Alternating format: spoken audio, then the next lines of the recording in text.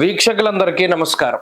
సింహరాశి వారికి మే నెలలో సానుకూలమైనటువంటి ఫలితాలు గోచరిస్తూ ఉన్నాయి. గత ఏప్రిల్ మాసం కానీ మార్చి నెల కానీ చాలా ఇబ్బంది పడ్డటువంటి సింహరాశి వారికి, ఎందుకంటే అష్టమ స్థాన స్థిత శనేశ్వరుడు, అష్టమ రాహు, నిజానికి ఆ కలయికే చాలా ప్రమాదకరమైనటువంటిది. అష్టమ స్థానంలోనే షడ్గ్రహ కూటమి కూడా ఏర్పడింది. గురుబలం లేదు, ఏ బలము లేదు, కేవలం వారి యొక్క దైవ బలమో లేకపోతే జాతకంలో ఉండేటువంటి దశాంతర దశల తాలూకు బలమో దాని మీదే ముందుకు వెళ్ళినటువంటి పరిస్థితి. గత 2 నెలల్లో కూడా చూసుకుంటే సింహరాశి వారి ఆర్థిక పరిస్థితులు కానీ ఆరోగ్య పరిస్థితులు కానీ కొంత ఇబ్బందికరంగానే ఉంటాయి. ఇక మే నెలలో 15వ తారీఖు దగ్గర నుండి దేవగురువైనటువంటి బృహస్పతి లాభస్థాన స్థిత గ్రహంగా ఉండబోతూ ఉన్నారు. యశోవృద్ధిర్ బలం తేజ సర్వత్ర విజయ సుఖం అన్నారు. గురుడు లాభస్థాన స్థిత గ్రహంగా ఉండడం అనేటువంటిది అత్యంత అదృష్టాన్ని సూచిస్తూ ఉన్నది. ప్రత్యేకించి అది సౌభాగ్యాన్ని సూచిస్తుంది, సంతతికరంగా ఉంటుంది, ఆర్థిక ప్రదాతగా గురుడు ఉంటారు.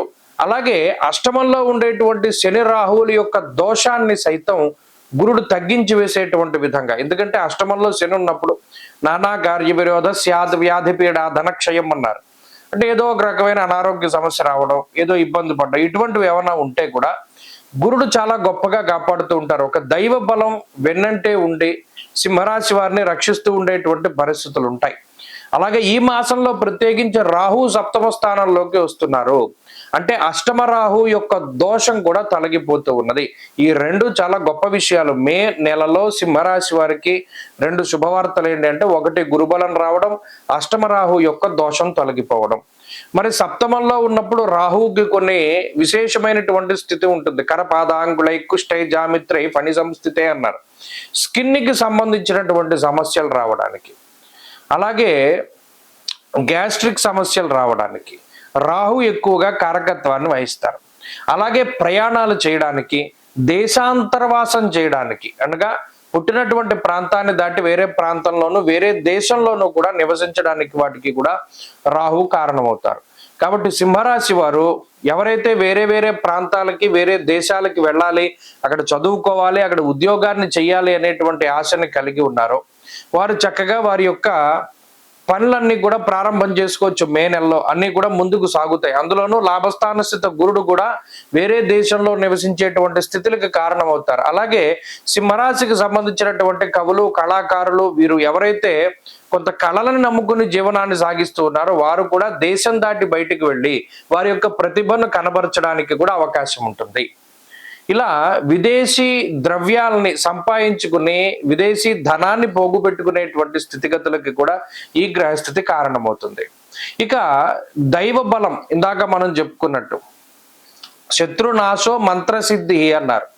ఎవరైతే శత్రువులు మిమ్మల్ని అతిగా బాధిస్తూ ఉన్నారో లేదా ఎవరైతే మిమ్మల్ని మాటి మాటికి ఇబ్బంది పెడుతూ ఉన్నారో అటువంటి వారు తమ యొక్క స్థానాలని వదిలిపెట్టి వెళ్ళిపోతారు. ఉదాహరణకి తోటి ఉద్యోగస్తులు, పై అధికారులు మిమ్మల్ని బాగా ఇబ్బంది పెడుతూ ఉంటే వారు అకారణంగా ఉద్యోగాన్ని వదిలిపెట్టి వెళ్ళిపోవడం, లేదా వారికి వేరే చోటుకి ట్రాన్స్ఫర్ అయ్యి వెళ్ళిపోవడం, ఇటువంటివి ఎక్కువగా జరుగుతూ ఉంటాయి. అలాగే కుటుంబ సభ్యుల యొక్క ఆరోగ్య పరిస్థితులు మెరుగుపడుతూ ఉండడం, కుటుంబానికి తగినటువంటి సమయాన్ని కేటాయిస్తూ ఉండడం, ఇంట్లో శుభ కార్యక్రమాలు జరుగుతూ ఉండడం, వివాహాది శుభ కార్యక్రమాలు కానీ మరే ఇతరత్ర ఫంక్షన్స్ కానీ, అలాగే గృహానికి సంబంధించి కొత్త ఇల్లు కొనుక్కోవాలి, కొత్త ఇంట్లోకి వెళ్ళాలి, ఇటువంటి వాటి ఏవైతే ఉన్నాయో ఇవన్నీ కూడా చక్కగా ముందుకు సాగేటువంటి పరిస్థితులు. ఇలా మే నెలలో అటు ఉద్యోగానికి సంబంధించిన ఇబ్బందులు తొలగిపోతాయి, ఆర్థిక ఇబ్బందులు తొలగిపోతాయి, అనారోగ్య సమస్యలు తగ్గుముఖం పడతాయి, ఆనందదాయకమైనటువంటి సమయం ఈ రాశి వారికి ఉంటుంది. ఇలా అన్ని రకాలుగా కూడా సింహరాశి వారికి ఇది కలిసి వచ్చేటువంటి కాలము. ప్రత్యేకించి లాభగురుడు ఉన్నప్పుడు 15వ తారీఖు దాటాక తీర్థయాత్రలు చేయడానికి, పుణ్యనది స్నానాలని ఆచరించడానికి, దైవ దర్శనాలు చేసుకోవడానికి కూడా చక్కటి అవకాశాన్ని గ్రహస్థితి ఇస్తుంది. కాబట్టి ఈ మాసంలో మరింత అనుకూలమైనటువంటి ఫలితాలని సింహరాశి వారు పొందడానికై ఇంకో ముఖ్యమైనటువంటి విషయం ఏంటంటే, ఈ మాసం మధ్య నుండే రవి కూడా అనుకూలిస్తారు. దశమంలో ఉండేటువంటి రవి వల్ల కూడా వృత్తి ఉద్యోగాల్లో ఎదుగుదల కనబడుతుంది. కాబట్టి ఈ మాసంలో చక్కగా పరమేశ్వరుడి యొక్క ఆరాధన చేసుకుంటూ ఉండండి. అష్టమ శని యొక్క దోష నివారణ కోసం శనివారం నాడు శనేశ్వరుడికి తైలాభిషేకము, తిలదానము చేయండి. ప్రత్యేకించి పరమేశ్వరుడి యొక్క ఆరాధన అధికంగా చేయండి. ఉమామహేశ్వర స్తోత్రాన్ని పారాయణం చేయండి. మంచి ఫలితాలు సంప్రాప్తమవుతాయి. స్వస్తి.